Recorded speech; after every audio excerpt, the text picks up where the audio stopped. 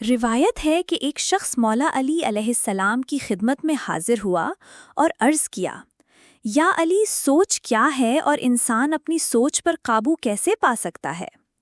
مولا علی علیہ السلام نے ارشاد فرمایا، اے بندہ خدا، یاد رکھ، سوچ بیج کی مانند ہے۔ جس طرح ایک بیج کے اندر پورا درخت پوشیدہ ہوتا ہے، اسی طرح ہر سوچ کے اندر انسان کی منزل، کامیابی اور کردار چھپا ہوا ہے۔ کامیاب انسان اپنی سوچ کے ذریعے اپنی منزل کو دیکھ لیتا ہے، جبکہ ناکام انسان سوچ کی خوشی میں گم ہو کر اصل منزل کو کھو دیتا ہے۔ اے بندہ خدا، اپنے دل کے دروازے پر نگہبان بٹھاؤ اور ہر سوچ کو اس وقت تک دل میں داخل نہ ہونے دو جب تک اس کا انجام اور حقیقت واضح نہ ہو، کیونکہ میں نے رسول خدا صلی اللہ علیہ وسلم سے سنا ہے کہ جو اپنی سوچ پر قابو نہیں پا سکتا وہ اپنی منزل کو کبھی نہیں پا سکتا۔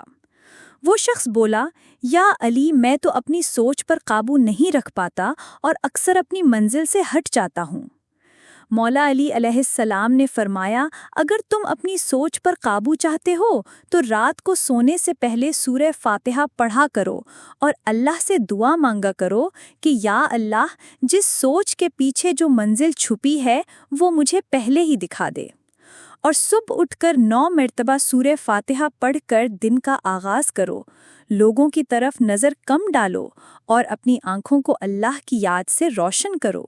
یوں تمہاری نگاہ دنیا سے ہٹ کر حقیقت پر جم جائے گی اور تم اپنی سوچ پر قابو پا کر اپنی منزل کو پالو گے۔